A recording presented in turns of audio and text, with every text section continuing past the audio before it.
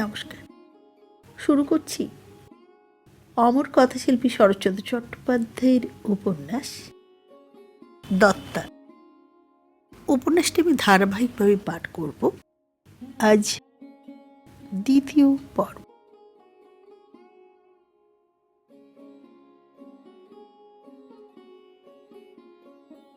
দিঘরায় স্বর্গীয় জগদীশ বাবুর বাড়িটা সরস্বতীর পরপারে। ইহা গ্রামান্তরে হইলেও নদী তীরের কতকগুলি বাঁশঝাড়ের জন্যে বনমালী বাবুর বাটির ছাদ হইতে তাহা দেখা যাইত না।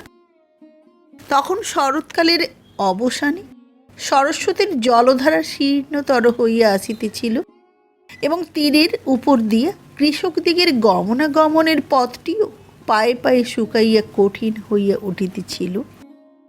এই পথের উপর দিয়া আজ অপরাহ্ন বেলায় বিজয়া বৃদ্ধ দারোয়ান কানাইয়া সিংকে সঙ্গে করিয়া বেড়াইতে বাহির হইয়াছিল। ওপারের বাবলা, বাঁশ, খেজুর প্রভৃতি গাছপালার ফাঁক দিয়ে অস্ত গমনোন্মুখ সূর্যের আরক্ত আভা মাঝে মাঝে তাহার মুখের উপর আসিয়া পড়িতেছে। অন্যমনস্ক দৃষ্টিতে উভয় তীরের এটা ওটা সেটা দেখিতে দেখিতে বরাবর উত্তর মুখে চলিতে চলিতে হঠাৎ এক স্থানে আসিয়া তাহার চোখে পড়িল নদীর মধ্যে গোটা কয়েক বাঁশ একত্র করিয়া পারাপারের জন্য একটা সেতু প্রস্তুত করা হইয়াছে। এইটি ভালো করিয়া দেখিবার জন্য বিজয়া জলের ধারে আসিয়া দাঁড়াইতেই দেখিতে পাইল অনতি দূরে বসিয়া একজন অত্যন্ত নিবিষ্ট চিত্তে মাছ ধরিতেছে। সাড়া পাইয়া লোকটি মুখ তুলিয়া নমস্কার করিল। ঠিক সেই সময়ে বিজয়ার মুখের উপর সূর্যরশ্মি আসিয়া পড়িল কিনা জানি না, কিন্তু চোখাচোখি হইবা মাত্রই তাহার গৌরবর্ণ মুখখানি একেবারে যেন রাঙা হইয়া গেল। যে মাছ ধরিতেছিল সে পূর্ণবাবুর সেই ভাগিনীটি, যে সেদিন মামার হইয়া তাহার কাছে দরবার করিতে আসিয়াছিল। বিজয়া প্রতি নমস্কার করিতেই সে কাছে আসিয়া হাসি মুখে কহিল, বিকেলবেলায় একটুখানি বেড়াবার পক্ষে নদীর ধারটা মন্দ জায়গা নয় বটে, কিন্তু এই সময়টায় ম্যালেরিয়ার ভয়ও কম নেই। এ বুঝি আপনাকে কেউ সাবধান করে দেয়নি? বিজয়া ঘাড় নাড়িয়া কহিল, না, এবং পরক্ষণে আত্মসংবরণ করিয়া লইয়া মৃদু হাসিয়া বলিল, কিন্তু ম্যালেরিয়া তো লোক চিনে ধরে না। আমি তো বরং না জেনে এসেছি। আপনি যে জেনে শুনে জলের ধারে বসে আছেন, কই দেখি কি মাছ ধরলেন? লোকটি হাসিয়া কহিল, পুঁটি মাছ, কিন্তু 2 ঘন্টায় মাত্র 2টি পেয়েছি। মজুরি পোষায়নি। কিন্তু কি করি বলুন, আপনার মতো আমিও প্রায় বিদেশি বললেই হয়।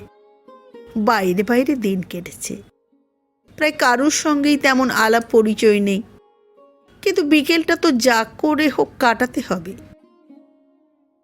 বিজয়া ঘাড় নাড়িয়া সহাস্যে কহিল, আমারও প্রায় সেই দশা। আপনাদের বাড়ি বুঝি পূর্ণবাবুর বাড়ির কাছেই? লোকটি কহিল, না। হাত দিয়ে নদীর ওপারে দেখাইয়া বলিল, আমাদের বাড়ি ওই দিঘরায়। এই বাঁশের পুল দিয়ে যেতে হয়। গ্রামের নাম শুনিয়া বিজয়া জিজ্ঞাসা করিল, তাহলে বোধহয় জগদীশবাবুর ছেলে নরেনবাবুকে আপনি চেনেন? লোকটি মাথা নাড়িবা মাত্রই বিজয়া একান্ত কৌতূহল বশে সহসা প্রশ্ন করিয়া ফেলিল, তিনি কিরকম লোক আপনি বলতে পারেন? কিন্তু বলিয়া ফেলিয়ে নিজের অভদ্র প্রশ্নে অত্যন্ত লজ্জিত হইয়া উঠিল। এই লজ্জা লোকটির দৃষ্টি এড়াইল না। সে হাসিয়া বলিল, তার বাড়ি তো আপনি দেনার দায়ে কিনে নিয়েছেন। এখন তার সম্বন্ধে অনুসন্ধান করে আর ফল কি? কিন্তু যে সদুদ্দেশ্যে নিলেন সে কথাও এ অঞ্চলের সবাই শুনেছে। বিজয় জিজ্ঞাসা করিল, একেবারে নেওয়া হয়ে গেছে? এই বুঝি এদিকে রাষ্ট্র হয়ে গেছে? লোকটি বলিল, হবারই কথা। জগদীশবাবুর সর্বস্ব আপনার বাবার কাছে বিক্রি কবলায় বাঁধা ছিল। তার ছেলের সাধ্য নেই অত টাকা শোধ করেন। মেয়াদও শেষ হয়েছে। খবর সবাই জানে কি না? বাড়িটি কেমন? মন্দ নয়, বেশ বড় বাড়ি। যে জন্যে নিচ্ছেন তার পক্ষে ভালোই হবে। চলুন না, আর একটু এগিয়ে গেলেই দেখতে পাওয়া যাবে। চলিতে চলিতে বিজয়া কহিল, আপনি যখন গ্রামের লোক তখন নিশ্চয়ই সমস্ত জানেন। আচ্ছা, শুনেছি নরেনবাবু বিলেত থেকে ভালো করেই ডাক্তারি পাশ করে এসেছেন। কোনো ভালো জায়গায় প্র্যাকটিস আরম্ভ করে আরও কিছুদিন সময় নিয়েও কি বাপের ঋণটা শোধ করতে পারেন না? লোকটি ঘাড় নাড়িয়ে কহিল, সম্ভব নয়। শুনেছি চিকিৎসা করাই নাকি তার সংকল্প নয়। বিজয়া বিস্মিত হইয়া কহিল, তবে তার সংকল্পটাই বা কি শুনি? এত খরচপত্র করে বিলেতে গিয়ে কষ্ট করে ডাক্তারি শেখবার ফলটাই বা কি হতে পারে? লোকটি বোধহয় একেবারেই অপদার্থ।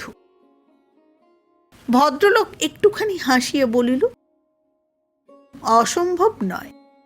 তবে শুনেছি নাকি নরেনবাবু নিজে চিকিৎসা করে রোগ সারানোর চেয়ে এমন কিছু একটা নাকি বার করে যেতে চান যাতে ঢের ঢের বেশি লোকের উপকার হবে। শুনতে পাই নানা প্রকার যন্ত্রপাতি নিয়ে দিনরাত পরিশ্রমও খুব করেন। বিজয় চকিত হইয়া কহিল, সে তো ঢের বড় কথা, কিন্তু তার বাড়ি ঘরদোর গেলে কি করে এসব করবেন? তখন তো রোজগার করা চাই। আচ্ছা, আপনি তো নিশ্চয়ই বলতে পারবেন বিলেত যাওয়ার জন্যে এখানকার লোকে তাকে একঘরে করে রেখেছে কিনা? ভদ্রলোক কহিল, সে তো নিশ্চয়ই। আমার মামা পূর্ণবাবু তারও তো এক প্রকার আত্মীয়। তবু পুজোর কদিন বাড়িতে ডাকতে সাহস করেননি। কিন্তু তাতে তার কিছুই আসে যায় না। নিজের কাজকর্ম নিয়ে আছেন। সময় পেলে ছবি আঁকেন। বাড়ি থেকে বাড়ি হন না। ওই তার বাড়ি বলি আঙুল দিয়ে গাছপালায় ঘেরা একটা বৃহৎ অট্টালিকা দেখাইয়া দিল। এই সময় বুড়া দারোয়ান পিছন হইতে ভাঙা বাংলায় জানাইল যে অনেক দূর আসিয়া পড়া হইয়াছে, বাটি ফিরিতে সন্ধ্যা হইয়া যাইবে। লোকটি ফিরিয়ে দাঁড়াইয়াই কহিল, হ্যাঁ, কথায় কথায় অনেক পদ এসে পড়েছেন। তাহাকেও সেই বাঁশের সেতু দিয়েই গ্রামে ঢুকিতে হইবে। সুতরাং ফিরিবার মুখেও সঙ্গে সঙ্গে আসিতে লাগিল। বিজয় মনে মনে ক্ষণকাল কি যেন চিন্তা করিয়া কহিল, তাহলে তার কোনো আত্মীয় কুটুম্বের ঘরেও আশ্রয় পাবার ভরসা নেই বলুন? লোকটি কহিল, একেবারেই না।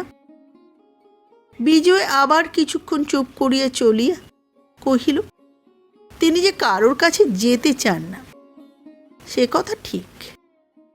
নইলে এই মাসের শেষেই তো তাকে বাড়ি ছেড়ে দেবার নোটিশ দেওয়া হয়েছে। আর কেউ হলে অন্তত আমাদের সঙ্গেও একবার দেখা করার চেষ্টা করতেন। লোকটি কহিল, হয়তো তার দরকার নেই, নয় ভাবেন লাভ কি? আপনি তো আর সত্যিই তাকে বাড়িতে থাকতে দিতে পারবেন না, লাভ কি? বিজয়া কহিল, না পারলেও আর কিছুকাল থাকতে দিতেও তো পারা যায়। দেনার দায়ে হাজার হলেও তো একজনকে তার বাড়ি ছাড়া করতে সকলেরই কষ্ট হয়। কিন্তু আপনার কথাবার্তার ভাবে বোধ হয় যেন তার সঙ্গে আপনার পরিচয় আছে, সত্যি নয়? লোকটি শুধু হাসিল, কোনো কথা কহিল না। পুলটির কাছেই তাহারা আসিয়া পড়িয়াছিল। সে ছোট ছিপটা কুড়াইয়া লইয়া কহিল, এই আমাদের গ্রামে ঢোকবার পর বলিয়া হাত তুলিয়ে নমস্কার করিয়া সেই বংশ নির্মিত পোলটির উপর দিয়ে টলিতে টলিতে কোনো মতে পার হইয়া সংকীর্ণ বন্য পথের ভিতরে অদৃশ্য হইয়া গেল। বহুদিনের বৃদ্ধ ভৃত্য কানাই সিং বিজয়াকে শিশুকালে কোলে পিঠে করিয়া মানুষ করিয়াছিল এবং সেই সঙ্গে সে দারোয়ানির ন্যায্য অধিকারকেও বহু দূরে অতিক্রম করিয়া গিয়াছিল। সে কাছে আসিয়া জিজ্ঞাসা করিল, এ বাবুটি কে মাইজি? বিজয়া কিন্তু এতটাই বেমনা হইয়া পড়িয়েছিল যে বুড়ার প্রশ্ন তাহার কানেই পৌঁছিল না। সেই প্রাণান্ধকার নদী তটের সমস্ত নীরব মাধুর্যকে সে সম্পূর্ণ উপেক্ষা করিয়া স্বপ্নাবৃষ্টির মতো শুধু এই কথা ভাবিতে ভাবিতেই পথ চলিতে লাগিল। লোকটি কে এবং আবার কবে দেখা হইবে? রাসবিহারী বলিলেন, আমরাই নোটিশ দিয়েছি, আবার আমরাই যদি তাকে রদ করতে যাই আর 5 জন প্রজার কাছে সেটা কিরকম দেখাবে? একবার ভেবে দেখো দেখি মা। বিজয়া কহিল, এই মর্মে একখানি চিঠি লিখে কেন তার কাছে পাঠিয়ে দিন না? আমার নিশ্চয়ই বোধ হচ্ছে তিনি শুধু অপমানের ভয়েই এখানে আসতে সাহস করেন না। রাসবিহারী জিজ্ঞাসা করিলেন, অপমান কিসের? বিজয়া বলিল, তিনি নিশ্চয়ই ভেবেছেন তার প্রার্থনা আমরা মঞ্জুর করব না। রাসবিহারী বিদ্রূপের ভাবে কহিলেন, মহামানী লোক দেখছি, তাই অপমানটা ঘাড়ে নিয়ে আমাদের যে তাকে থাকতে দিতে হবে। বিজয়া কাতর হইয়া কহিল, তাতেও দোষ নেই কাকাবাবু, অযাচিত দয়া করার মধ্যে কোনো লজ্জা নেই। রাসবিহারী কহিলেন, ভালো, লজ্জা না হয় নেই, কিন্তু আমরা যে সমাজ প্রতিষ্ঠার সংকল্প করেছি তার কি হবে বলো দেখি? বিজয়া বলিল, তার অন্য কোনো ব্যবস্থাও আমরা করতে পারব। রাসবিহারী মনে মনে অত্যন্ত বিরক্ত হইয়া প্রকাশ্যে একটু হাসিয়া বলিলেন, তোমার বাবা যথেষ্ট টাকা রেখে গেছেন, তুমি অন্য ব্যবস্থাও করতে পারো, সে আমি বুঝলুম, কিন্তু কথাটা আমাকে বুঝিয়ে দাও দেখি মা, যাকে আজ পর্যন্ত কখনো চোখেও দেখনি। আমাদের সকলের অনুরোধ এড়িয়ে তার জন্যেই বা তোমার অত ব্যথা কেন? ভগবানের করুণায় তোমার আরও 5 জন প্রজা আছে, আরও 10 জন খাতক আছে, তাদের সকলের জন্যেই কি এই ব্যবস্থা করতে পারবে মা? পারলেই তাতে মঙ্গল হবে, সে জবাব আমাকে দাও দেখি বিজয়া। বিজয়া কহিল, আপনাকেও তো বলেছি এটা বাবার অনুরোধ, তাছাড়া আমি শুনেছি। কি শুনেছ? বিদ্রূপের ভয়ে তাহার চিকিৎসা সম্বন্ধে তত্ত্বানুসন্ধানের কথাটা বিজয়া কহিল না, শুধু বলিল, আমি শুনেছি তিনি একঘরে, গৃহহীন করলে আত্মীয় কুটুম্ব কারো বাড়িতেই তার আশ্রয় পাবার পথ নেই। তাছাড়া গৃহহীন কথাটা মনে করলেই আমার ভারী কষ্ট হয় কাকাবাবু। রাসবিহারী কণ্ঠস্বর করুণায় গদগদ করিয়া বলিলেন, তোমার এইটুকু বয়সে যদি এই কষ্ট হয়, আমার এতখানি বয়সে সে কষ্ট কত বড় হতে পারে একটু ভেবে দেখো দেখি। আর আমার দীর্ঘ জীবনে এই কি প্রথম অপ্রিয় কর্তব্যের সম্মুখে দাঁড়িয়েছি বিজয়া? না, তা নয়, তা নয়।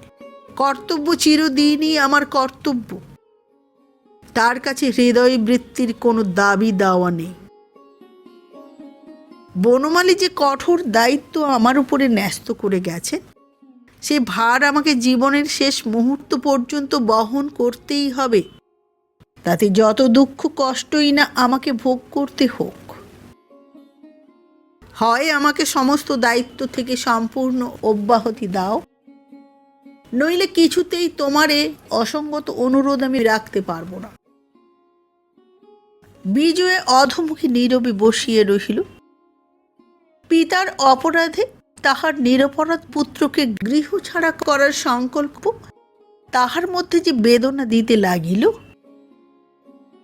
বয়সের অনুপাত কষিয়া এই বৃদ্ধ যে তাহার অষ্টগুণ অধিক ব্যথা সহ্য করিয়াও কর্তব্য পালনে বদ্ধপরিকর হইয়াছেন, তাহা সে মনের মধ্যেও ঠিকমতো গ্রহণ করিতে পারিল না। বরঞ্চ এ যেন শুধু একজন নিরুপায় হতভাগ্যের প্রতি প্রবলের একান্ত হৃদয়হীন নিষ্ঠুরতার মতোই তাহাকে বাজিতে লাগিল। কিন্তু জোর করিয়া নিজের ইচ্ছা পরিচালনা করিবার সাহসও তাহার নাই। অথচ ইহাও তাহার অগোচর ছিল না যে পল্লীগ্রামে সমারোহপূর্বক ব্রাহ্ম মন্দির প্রতিষ্ঠার খ্যাতিলাভের উচ্চাকাঙ্ক্ষাতেই বৃদ্ধ পিতার পশ্চাতে দাঁড়াইয়া বিলাসবিহারী এই জিদ এবং জবরদস্তি করিতেছে। রাসবিহারী আর কিছু বলিলেন না। বিজয়াও খানিকক্ষণ চুপ করিয়া বসিয়া থাকি নীরবে সম্মতি দিল বটে, কিন্তু ভিতরে ভিতরে তাহার পরদুঃখ কাতর স্নেহকোমল নারীচিত্ত এই বৃদ্ধের প্রতি অশ্রদ্ধা ও তাহার পুত্রের প্রতি বৃত্তৃষ্ণায় ভরিয়া উঠিল। রাসবিহারী বিষয়িল এ কথা তাহার অবিদিত ছিল না যে মালিক তাহাকে তর্কের বেলায় 16 আনা পরাজয় করিয়া আদায়ের বেলায় 8 আনার বেশি লোভ করিতে নাই। কারণ সে পাওনা শেষ পর্যন্ত পাকা হয় না। সুতরাং দাক্ষিণ্য প্রকাশের দ্বারা লাভবান হইবার যদি কোনো সময় থাকে তো সে এই। বিজয়ের মুখের প্রতি দৃষ্টিপাত করিয়া ঈষৎ হাসিয়া কহিলেন, মা, তোমার জিনিস তুমি দান করবে, আমি বাদ সাধব কেন? আমি শুধু এই দেখতে চেয়েছিলুম যে বিলাস যা করতে চেয়েছিল তা স্বার্থের জন্য নয়, রাগের জন্যও নয়, শুধু কর্তব্য বলেই চেয়েছিল। একদিন আমার বিষয়, তোমার বাবার বিষয় সব একই তোমাদের দুজনের হাতে পড়বে। সেদিন বুদ্ধি দেবার জন্যে এ বুড়োকেও খুঁজে পাবে না। সেদিন তোমাদের উভয়ের মতের অমিল না হয়, সেদিন তোমার স্বামীর প্রত্যেক কাজটিকে যাতে অভ্রান্ত বলে শ্রদ্ধা করতে পারো, বিশ্বাস করতে পারো, কেবল এই আমি চেয়েছি। নইলে দান করতে, দয়া করতে সেও জানি, আমিও জানি, কিন্তু সে দান অপাত্রে হলে যে কিছুতে চলবে না, এই শুধু তোমার কাছে আমার প্রমাণ করা। এখন বুঝলে মা, কেন আমরা জগদীশের ছেলেকে এক বিন্দু দয়া করতে চাইনি এবং কেন সে দয়া একেবারে অসম্ভব। বলিয়া বৃদ্ধ সস্নেহ হাস্যে বিজয়ার মুখের প্রতি চাহিয়া রহিলেন। এই পরম সার গর্ভ ও অকাট্য যুক্তিযুক্ত উপদেশাবলীর বিরুদ্ধে তর্ক করা চলে না। বিজয়া নীরবেই বসিয়া রহিল। রাসবিহারী পুনশ্চ কহিলেন, এখন বুঝলে মা বিজয়া, বিলাস ছেলে মানুষ হলেও কত দূর পর্যন্ত ভবিষ্যৎ ভেবে কাজ করে। ওই যে তোমাকে বললুম, আমি তো এ কাজেই চুল পাকালুম, কিন্তু জমিদারি কাজে ওর চাল বুঝতে আমাকেও মাঝে মাঝে স্তম্ভিত হয়ে চিন্তা করতে হয়। বিজয় শুধু ঘাড় নাড়িয়ে সায় দিল, কথা কহিল না। 4:30 বাজে বলিয়া রাসবিহারী লাঠিটা হাতে করিয়া উঠিয়া দাঁড়াইয়া বলিলেন, এই সমাজ প্রতিষ্ঠার চিন্তায় বিলাস যে কিরকম উতলা হয়ে উঠেছে তা প্রকাশ করে বলা যায় না। তার ধ্যান, জ্ঞান, ধারণা সমস্তই হয়েছে এখন ঈশ্বরের চরণে কেবল প্রার্থনা আমার এই, যেন সে শুভ দিনটি আমি চোখে দেখে যেতে পারি। বলি তিনি 2 হাত যুক্ত করিয়া ব্রহ্মের উদ্দেশ্যে বারবার নমস্কার করিলেন। দ্বারের কাছে আসিয়া তিনি সহসা দাঁড়াইয়া বলিয়া উঠিলেন, ছোকরা একবার আমার কাছে এলেও না হয় যা হোক একটা বিবেচনা করার চেষ্টা করত, কিন্তু তাও তো কখনো। অতি হতভাগা, বাপের স্বভাব একেবারে 16 কলাই পেয়েছে দেখতে পাচ্ছি। অতি হতভাগা। বলিতে বলিতে তিনি বাহির হইয়া গেলেন। সেইখানে একভাবে বসিয়ে বিজয়া কি যে ভাবিতে লাগিল তাহার ঠিকানা নাই। অকস্মাৎ বাহিরের দিকে নজর পড়ায় যেই দেখিল বেলা পড়িয়া আসিতেছে, অমনি নদী তীরের অস্বাস্থ্যকর বাতাস তাহাকে সজোরে টান দিয়া যেন আসন ছাড়িয়া তুলিয়া দিল এবং আজিও বৃদ্ধ দারোয়ানজিকে ডাকিয়া লইয়া বায়ু সেবনের ছলে বাহির হইয়া পড়িল। ঠিক সেইখানে বসিয়া আজও সেই লোকটি মাছ ধরিতেছিল। অনেকটা দূর হইতে বিজয়া তাহা দেখিতে পাইলেও কাছাকাছি আসিয়া যেন দেখিতেই পায় নাই, এমনভাবে চলিয়া যাইতেছিল। সহসা কানাই সিং পিছন হইতে ডাক দিয়া উঠিল, সেলাম বাবুজি। শিকার মিলা। কথাটা কানে যাইবা মাত্রই তাহার মূল পর্যন্ত বিজয়ার আরক্ত হইয়া উঠিল। যাহারা মনে করেন যথার্থ বন্ধুত্বের জন্য অনেক দিন এবং অনেক কথাবার্তা হওয়া চাই, তাহাদের এইখানে স্মরণ করাইয়া দেওয়া প্রয়োজন যে না, তাহা অত্যাবশ্যক নহে। বিজয়া ফিরিয়া দাঁড়াইতেই লোকটি ছিপ রাখিয়া দিয়ে নমস্কার করিয়া কাছে আসিয়া দাঁড়াইল এবং সহাস্যে কহিল, দেশের প্রতি আপনার সত্যিকার টান আছে বটে, এমনকি তার ম্যালেরিয়াটা পর্যন্ত না নিলে আপনার চলছে না দেখছি। বিজয় হাসি মুখে জিজ্ঞাসা করিল, আপনার নেওয়া হয়ে গেছে বোধ হয়, কিন্তু দেখে তো তা মনে হয় না। লোকটি বলিল, ডাক্তারদের একটু সবুর করে নিতে হয়, অমন তাড়াতাড়ি। কথাটা শেষ না হইতেই বিজয় প্রশ্ন করিল, আপনি ডাক্তার নাকি? লোকটি অপ্রতিভ হইয়া সহসা উত্তর দিতে পারিল না, কিন্তু পরক্ষণে নিজেকে সামলাইয়া লইয়া পরিহাসের ভঙ্গিতে কহিল, তা বই কি, একজন কত বড় ডাক্তারের প্রতিবেশী আমরা, সবাইকে দিয়ে থুয়ে তবে তো আমাদের, কি বলেন? বিজয়া তৎক্ষণাৎ কোনো কথাই বলিল না, ক্ষণকাল চুপ করিয়া থাকিয়া পরে কহিল, শুধু প্রতিবেশী নয়, তিনি যে আপনার একজন বন্ধু সে আমি অনুমান করেছিলাম। আমার কথা তাকে গল্প করেছেন নাকি?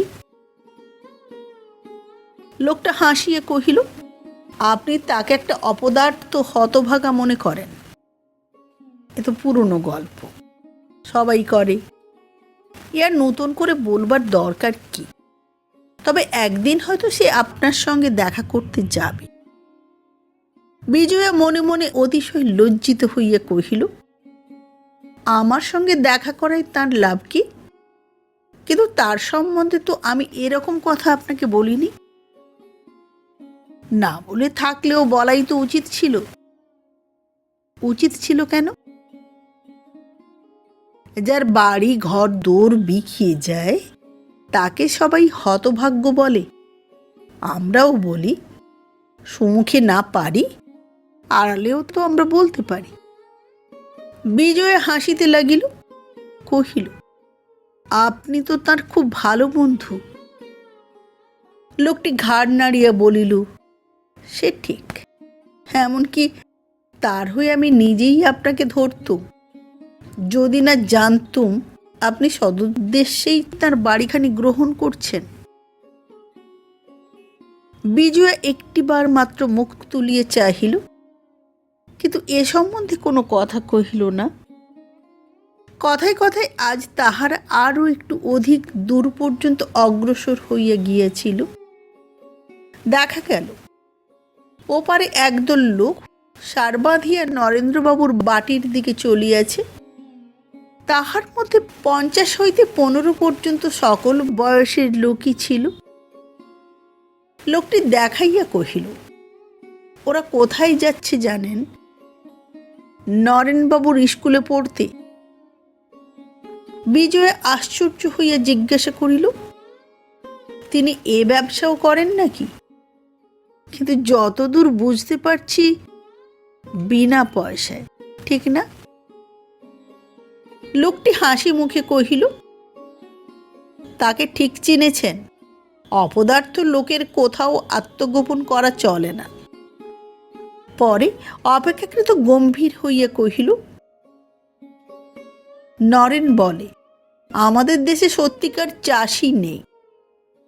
চাষ করা পৈতৃক পেশা, তাই সময়ে অসময়ে জমিতে দুবার লাঙল দিয়ে বীজ ছড়িয়ে আকাশের পানে হাঁ করে চেয়ে বসে থাকে। একে চাষ করা বলে না, লটারির খেলা বলে। কোন জমিতে কখন সার দিতে হয়, কাকে সার বলে, কাকে সত্যিকার চাষ করা বলে, এসব জানেই না। বিলাতে থাকতে ডাক্তারি পড়ার সঙ্গে এ বিদ্যেটাও সে শিখে এসেছিল। ভালো কথা, একদিন যাবেন তার স্কুল দেখতে। মাঠের মাঝখানে গাছের তলায় বাপ বেটা ঠাকুরদাই মিলে যেখানে পাঠশালা বসে সেখানে। যাইবার জন্য বিজয়া তৎক্ষণাৎ উদ্যত হইয়া উঠিল, কিন্তু পরক্ষণেই কৌতূহল দমন করিয়া শুধু কহিল, না, থাক। জিজ্ঞাসা করিল, আচ্ছা, অত বড় বাড়ি থাকতে তিনি গাছতলায় পাঠশালা বসান কেন? লোকটি বলিল, এসব শিক্ষা তো শুধু কেবল মুখের কথায় বই মুখস্থ করিয়ে দেওয়া যায় না, তাদের হাতে নাতে চাষ করিয়ে দেখাতে হয় যে।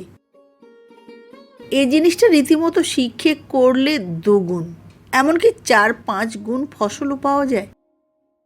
তার জন্যে মাঠ দরকার, চাষ করা দরকার। কপাল ঠুকে মেঘের পানে চেয়ে হাত পেতে বসে থাকা দরকার নয়। এখন বুঝলেন কেন তার পাঠশালা গাছতলায় বসে? একবার যদি তার স্কুলের মাঠের ফসল দেখেন, আপনার চোখ জুড়িয়ে যাবে, তা নিশ্চয়ই বলতে পারি। এখনো তো বেলা আছে, আজই চলুন না, ওই তো দেখা যাচ্ছে। বিজয়ের মুখের ভাব ক্রমশ গম্ভীর এবং কঠিন হইয়া আসিতেছিল। কহিল, না, আজ থাক। লোকটি সহজেই বলিল, তবে থাক, চলুন খানিকটা আপনাকে এগিয়ে দিয়ে আসি। বলি সঙ্গে সঙ্গে চলিতে লাগিল। মিনিট 5-6 বিজয় একটা কথাও কহিল না। ভিতরে ভিতরে কেমন যেন তাহার লজ্জা করিতে লাগিল, অথচ লজ্জার হেতুও সে ভাবিয়া পাইল না।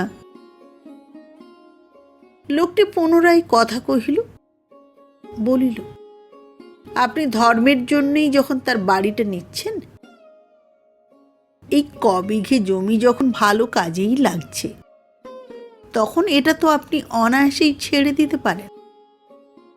বলিয়া সে মৃদু মৃদু হাসিতে লাগিল। কিন্তু প্রত্যুত্তরে বিজয়া গম্ভীর হইয়া কহিল, এই অনুরোধ করবার জন্যে তার তরফ থেকে আপনার কোনো অধিকার আছে?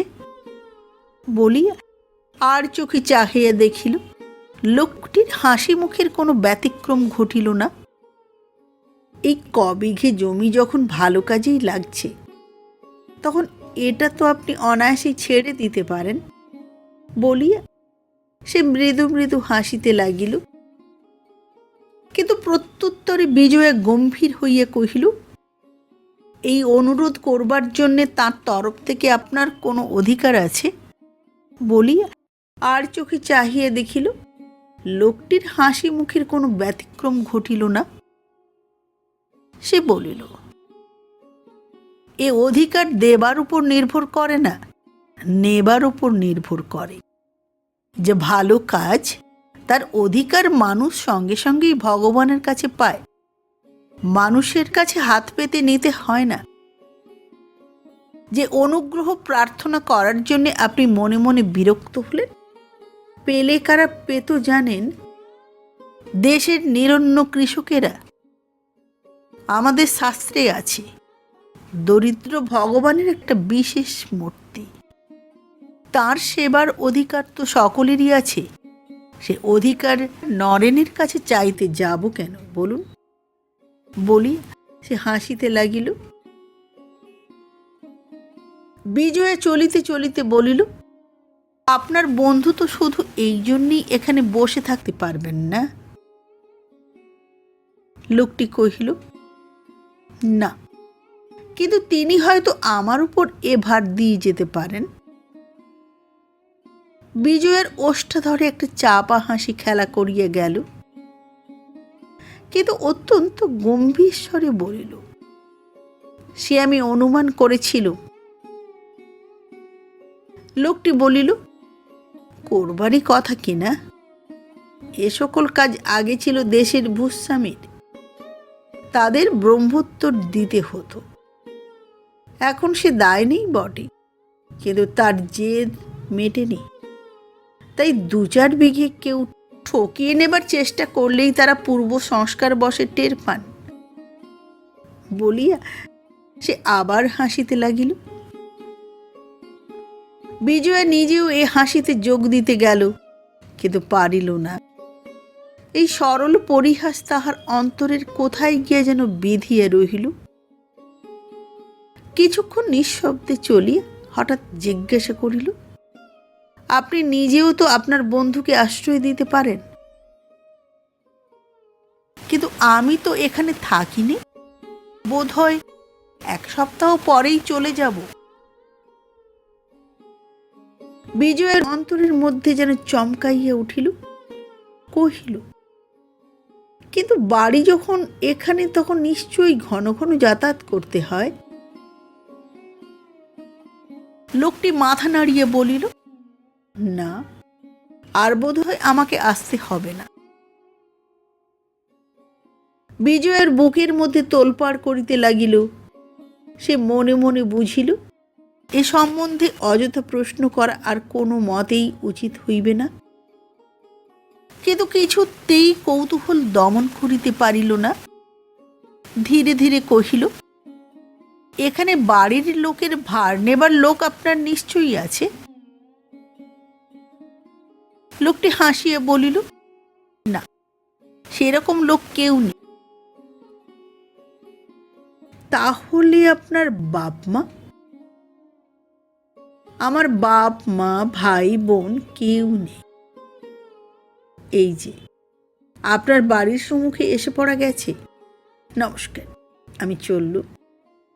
বলিয়া সে থমকিয়া দাঁড়াইল। বিজয়া আর তাহার মুখের পানে চাহিতে পারিল না, কিন্তু মৃদুকণ্ঠে কহিল, ভেতরে আসবেন না, আমার ফিরতে রাত হয়ে যাবে, আমি আসি, নমস্কার। বিজয়া হাত তুলিয়া প্রতি নমস্কার করিয়া অত্যন্ত সংকোচের সহিত ধীরে ধীরে বলিল, আপনার বন্ধুকে একবার রাসবিহারী বাবুর কাছে যেতে বলতে পারেন না? লোকটি বিস্মিত হইয়া বলিল, তার কাছে কেন? তিনি বাবার সমস্ত বিষয় সম্পত্তি দেখেন কিনা সে আমি জানি, কিন্তু তার কাছে যেতে কেন বলছেন? বিজয়া এই প্রশ্নের আর কোনো উত্তর দিতে পারিল না। লোকটি ক্ষণকাল স্থিরভাবে দাঁড়াইয়া বোধ করি প্রতীক্ষা করিল, পরে কহিল, আমার ফিরতে রাত হয়ে যাবে, আমি আসি, বলিয়া দ্রুত পদে প্রস্থান করিল। বিজয়দের বাটি সংলগ্ন উদ্যানের এই দিকের অংশটা খুব বড়। সুদীর্ঘ আম কাঁঠাল গাছের তলায় তখন অন্ধকার ঘন হইয়া আসিতেছিল। বুড়া দরোয়ান কহিল, মাইজি, একটু ঘুরে সদর রাস্তা দিয়ে গেলে ভালো হতো না? এ সকল দিকে দৃষ্টিপাত করিবার মতো মনের অবস্থা বিজয়ার ছিল না। সে শুধু একটা না বলিয়ে তাড়াতাড়ি অন্ধকার বাগানের ভিতর দিয়ে বাড়ির দিকে অগ্রসর হইয়া গেল। যে দুইটা কথা তাহার মনকে সর্বাপেক্ষা আচ্ছন্ন করিয়া রাখিয়াছিল, তাহার একটা এই যে এত কথাবার্তার মধ্যেও শুধু নারীর পক্ষে ভদ্ররীতি বিগর্হিত বলিয়াই ইহার নামটা পর্যন্ত জানা হইল না। দ্বিতীয়টি এই যে দুদিন পরে ইনি কোথায় চলিয়া যাইবেন, প্রশ্নটা শতবার মুখে আসিয়া পড়িলেও শতবারেই কেবল লজ্জাতেই মুখে বাঁধিল। ইহার সম্বন্ধে একটা বিষয় প্রথম হইতেই বিজয়ার দৃষ্টি আকর্ষণ করিয়াছিল যে ইনি যেই হন যথেষ্ট সুশিক্ষিত এবং পল্লীগ্রাম জন্মস্থান হইলেও অনাত্মীয় ভদ্র মহিলার সহিত অসংকোচে আলাপ করিবার শিক্ষা এবং অভ্যাস ইহার আছে। ব্রাহ্ম সমাজভুক্ত না হইয়াও এ শিক্ষা যে তিনি কি করিয়া কোথায় পাইলেন ভাবিতে ভাবিতে বাড়িতে পা দিতেই পরেশের মা আসিয়া জানাইল যে বহুক্ষণ পর্যন্ত বিলাসবাবু বাহিরের বসিবার ঘরে অপেক্ষা করিতেছেন। শুনিবা মাত্রই তাহার মন ক্লান্তি ও বিরক্তিতে ভরিয়া উঠিল। এই লোকটি সেই যে সেদিন রাগ করিয়া গিয়েছিল আর আসে নাই, কিন্তু আজ যে কারণেই আসিয়া থাক, যে লোকটির চিন্তায় তাহার অন্তঃকরণ পরিপূর্ণ হইয়াছিল, তাহার কিছুই না জানিয়াও উভয়ের মধ্যে অকস্মাৎ ব্যবধান সৃষ্টি না করিয়া বিজয়া পারিল না। শ্রান্ত কণ্ঠে জিজ্ঞাসা করিল, আমি বাড়ি এসেছি, তাকে জানানো হয়েছে পরেশের মা? পরেশের মা কহিল, না দিদিমণি, আমি এক্ষুনি পরেশকে খবর দিতে পাঠিয়ে দিচ্ছি। তিনি চা খাবেন কিনা জিজ্ঞাসা করা হয়েছিল। ও মা, তার হয়নি। তিনি যে বলেছিলেন তুমি ফিরে এলেই একসঙ্গে হবে। বিলাসবাবুই যে এ বাটির ভবিষ্যৎ কর্তৃপক্ষ, এ সংবাদ আত্মীয় পরিজন কাহারও অবিদিত ছিল না, এবং সেই হিসাবে আদর যত্নেরও ত্রুটি হইত না। বিজয় আর কোনো কথা না বলিয়া উপরে তাহার ঘরে চলিয়া গেল। প্রায় মিনিট 20 পরে সে নিচে আসিয়া খোলা দরজার বাহির হইতে দেখিতে পাইল বিলাস বাতির সম্মুখে টেবিলের উপর ঝুঁকিয়া পড়িয়া কি কতকগুলা কাগজপত্র দেখিতেছে। তাহার পদশব্দে সে মুখ তুলিয়া ক্ষুদ্র একটি নমস্কার করিয়া একেবারেই গম্ভীর হইয়া উঠিল। কহিল, তুমি নিশ্চয়ই ভেবেছ আমি রাগ করে এতদিন আসিনি। যদিও রাগ আমি করিনি, কিন্তু করলেও যে সেটা আমার পক্ষে কিছুমাত্র অন্যায় হতো না, সে আজ আমি তোমার কাছে প্রমাণ করব।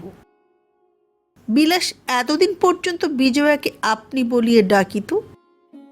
আজিকার এই আকস্মিক তুমি সম্বোধনের কারণ কিছুমাত্র উপলব্ধি করিতে না পারিলেও যে বিজয়া আনন্দে উচ্ছ্বসিত হইয়া উঠিল না, তাহা তাহার মুখ দেখিয়া অনুমান করা কঠিন নয়। কিন্তু সে কোনো কথা না কহিয়া ধীরে ধীরে ঘরে ঢুকিয়া অনতি দূরে একটা চৌকি টানিয়া লইয়া উপবেশন করিল। বিলাস সেদিকে কিছুমাত্র দৃষ্টিপাত না করিয়া কহিল, আমি সমস্ত ঠিকঠাক করে এইমাত্র কলকাতা থেকে আসছি। এখনো পর্যন্ত বাবার সঙ্গে দেখা করতে পারিনি। তুমি স্বচ্ছন্দে চুপ করে থাকতে পারো, কিন্তু আমি তো পারিনি। আমার দায়িত্ববোধ আছে।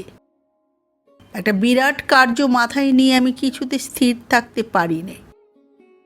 আমাদের ব্রাহ্ম মন্দির প্রতিষ্ঠা এই বড়দিনের ছুটিতেই হবে। সমস্ত স্থির করে এলো, এমনকি নিমন্ত্রণ করা পর্যন্ত বাকি রেখে আসিনি।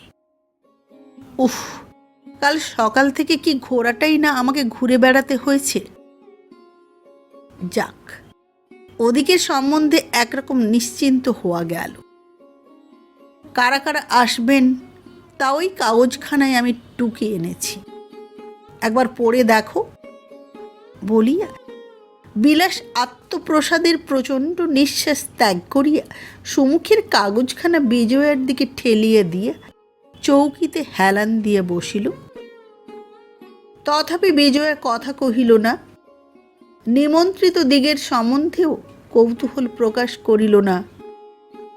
যেমন বসিয়েছিল ঠিক তেমনি বসিয়ে রহিল। এতক্ষণ পরে বিলাসবিহারী বিজয়ার নীরবতা সম্বন্ধে ঈষৎ সচেতন হইয়া কহিল, ব্যাপার কি এমন চুপচাপ যে? বিজয়া ধীরে ধীরে কহিল, আমি ভাবছি আপনি যে নিমন্ত্রণ করে এলেন, এখন তাদের কি বলা যায়? তার মানে? মন্দির প্রতিষ্ঠা সম্বন্ধে আমি এখনো কোনো কিছু স্থির করে উঠতে পারিনি। বিলাস সটান সোজা হইয়া বসিয়া কিছুক্ষণ তীব্র দৃষ্টিতে চাহিয়া থাকিয়া কহিল, তার মানে কি? তুমি কি ভেবেছ এই ছুটির মধ্যে না করতে পারলে আর শীঘ্র করা যাবে? তারা তো কেউ তোমার নয় যে তোমার যখন সুবিধে হবে তখনই তারা এসে হাজির হবেন। মনস্থির হয়নি তার অর্থ কি শুনি? রাগে চোখ দুটো যেন জ্বলিতে লাগিল। বিজয় অধোমুখে বহুক্ষণ নিঃশব্দে বসিয়া থাকিয়া আস্তে আস্তে বলিল, আমি ভেবে দেখলুম এখানে এই নিয়ে সমারোহ করবার দরকার নেই। বিলাস দুই চক্ষু বিস্ফারিত করিয়া বলিল, সমারোহ? সমারোহ করতে হবে এমন কথা তো আমি বলিনি। বরঞ্চ যা স্বভাবতই শান্ত গম্ভীর, তার কাজ নিঃশব্দে সমাধা করবার মতো জ্ঞান আমার আছে। তোমাকে সেজন্য চিন্তিত হতে হবে না।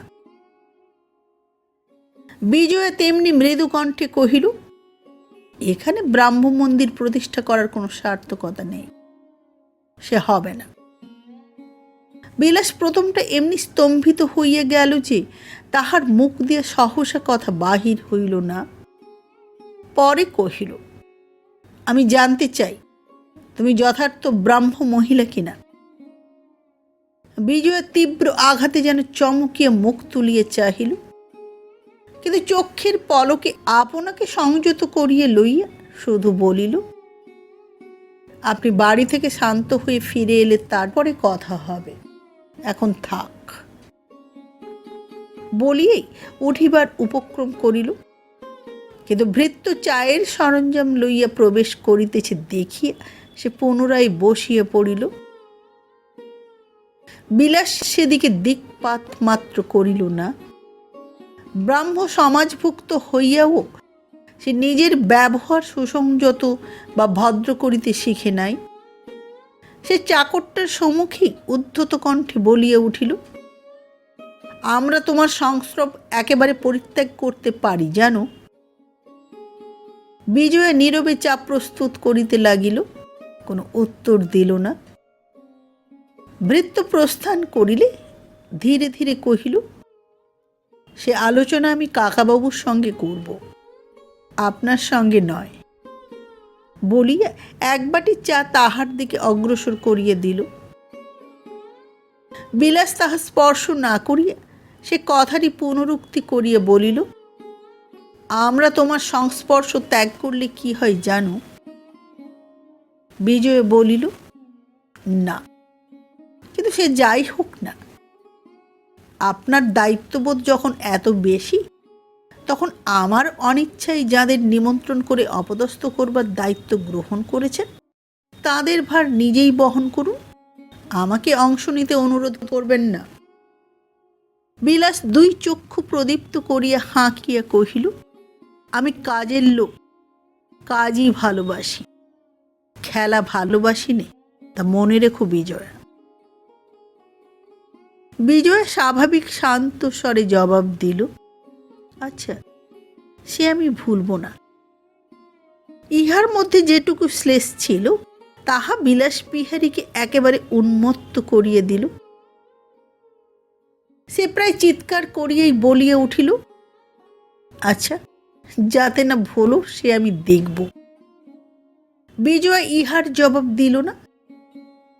মুখ নিচু করিয়া নিঃশব্দে চায়ের বাটির মধ্যে চামচটা ডুবাইয়া নাড়িতে লাগিল। তাহাকে মৌন দেখিয়া বিলাস নিজেও ক্ষণকাল নীরব থাকিয়া আপনাকে কথঞ্চিত সংযত করিয়া প্রশ্ন করিল, আচ্ছা, এত বড় বাড়ি তবে কি কাজে লাগবে শুনি? এ তো আর শুধু শুধু ফেলে রাখা যেতে পারবে না। এবার বিজয়া মুখ তুলিয়া চাহিল এবং অবিচলিত দৃঢ়তার সহিত কহিল, না, কিন্তু এ বাড়ি যে নিতেই হবে সে তো এখনো স্থির হয়নি। জবাব শুনিয়া বিলাস ক্রোধে আত্মবিস্মৃত হইয়া গেল। মাটিতে সজোরে পা ঠুকিয়া পুনরায় চেঁচাইয়া বলিল, হয়েছে, 100 বার স্থির হয়েছে। আমি সমাজের মান্য ব্যক্তিদের আহ্বান করে এনে অপমান করতে পারবো না। এবারই আমাদের চাই, এ আমি করে তবে ছাড়ব। এই তোমাকে আজ আমি জানিয়ে গেলুম। বলিয়া প্রত্যুত্তরের জন্য অপেক্ষা মাত্র না করিয়া দ্রুত বেগে বাহির হইয়া চলিয়া গেল। সেই দিন হইতে বিজয়ার মনের মধ্যে এই আশাটা অনুক্ষণ যেন তৃষ্ণার মতো জাগিতেছিল যে সেই অপরিচিত লোকটি যাইবার পূর্বে অন্তত একটি বারও তাহার বন্ধুকে লইয়া অনুরোধ করিতে আসিবেন। যত কথা তাহাদের মধ্যে হইয়াছিল সমস্তগুলি তাহার অন্তরের মধ্যে গাঁথা হইয়াছিল। একটি কথাও সে বিস্মৃত হয় নাই। সেইগুলি সে মনে মনে অহর্নিশি আন্দোলন করিয়া দেখিয়েছিল যে বস্তুত সে এমন একটা কথাও বলে নাই যাহাতে এ ধারণা তাহার জন্মিতে পারে যে তাহার কাছে আশা করিবার তাহার বন্ধুর একেবারে কিছু নাই। বরঞ্চ তাহার বেশ মনে পড়ে নরেন যে তাহার পিতৃবন্ধুর পুত্র, এ উল্লেখ সে করিয়েছে। সময় পাইলে ঋণ পরিশোধ করিবার মতো শক্তি সামর্থ্য আছে কিনা তাহাও জিজ্ঞাসা করিয়াছে। তবে যাহার সর্বস্ব যাইতে বসিয়াছে তাহার ইহাতেও কি চেষ্টা করিবার মতো কিছুই ছিল না। যেখানে কোনো ভরসাই থাকে না সেখানেও তো আত্মীয় বন্ধুরা একবার যত্ন করিয়া দেখিতে বলে। এ বন্ধুটি কি তাহার তবে একেবারে সৃষ্টি ছাড়া? নদী তীরের পথে আর সাক্ষাৎ হয় নাই, কিন্তু সে সকাল হইতে সন্ধ্যা পর্যন্ত প্রত্যহই এই আশা করিত যে একবার না একবার তিনি আসিবেনই। কিন্তু দিন বহিয়া যাইতে লাগিল, না আসিলেন তিনি, না আসিল তাহার অদ্ভুত ডাক্তার বন্ধুটি। বৃদ্ধ রাসবিহারীর সহিত দেখা হইলে তিনি ছেলের সঙ্গে যে ইতিমধ্যে কোনো কথা হইয়াছে ইহার আভাস মাত্র দিলেন না, বরঞ্চ ইঙ্গিতে এই ভাবটাই প্রকাশ করিতে লাগিলেন যেন সংকল্প এক প্রকার স্থির হইয়াই গিয়েছে। এই লইয়া যে আর কোনো প্রকার আন্দোলন উঠিতে পারে তাহা যেন তাহার মনেই আসিতে পারে না। বিজয়া নিজেই সংকোচে কথাটা উত্থাপন করিতে পারিল না। অগ্রহায়ণ শেষ হইয়া গেল। পৌষের ঠিক প্রথম দিনটিতেই পিতা পুত্র একত্র দর্শন দিলেন। রাসবিহারী কহিলেন, মা, আর তো বেশি দিন নেই, এর মধ্যেই তো সমস্ত সাজিয়ে গুছিয়ে তুলতে হবে। বিজয়া সত্য সত্যই একটু বিস্মিত হইয়া কহিল, তিনি নিজে ইচ্ছে করে চলে না গেলে তো কিছুই হতে পারে না। বিলাসবিহারী মুখ টিপিয়া ঈষৎ হাস্য করিলেন। তাহার পিতা কহিলেন, কার কথা বলছো মা? জগদীশের ছেলে তো, সে তো কালই বাড়ি ছেড়ে দিয়েছে। সংবাদটা যথার্থই বিজয়ের বুকের ভিতর পর্যন্ত গিয়ে আঘাত করিল। সে তৎক্ষণাৎ বিলাসের দিক হইতে এমন করিয়া ফিরিয়ে দাঁড়াইল যাহাতে সে কোনো মতে না তাহার মুখ দেখিতে পায়।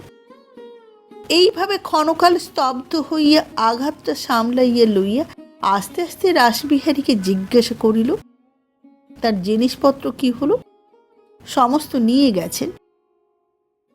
বিলাস পিছন হইতে হাসির ভঙ্গিতে বলিল, থাকবার মধ্যে একটা তেপে খাট ছিল, তার উপরেই বোধ করি তার শয়ন চলত।